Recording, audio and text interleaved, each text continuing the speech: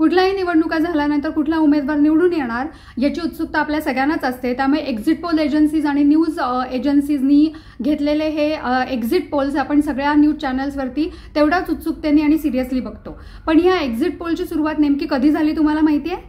1936 साली अमेरिकेमध्ये अध्यक्षपदाची निवडणूक झाल्यानंतर बाहेर येणाऱ्या मतदारांना जॉर्ज गॅलप आणि रॉबिन्सन या पत्रकारांनी प्रश्न विचारून रूझवेल्ट अध्यक्ष होतील हा अंदाज बांधला, तो खरा ठरला आणि त्यानंतर हे एक्झिट पोल ट्रेंडमध्ये आले।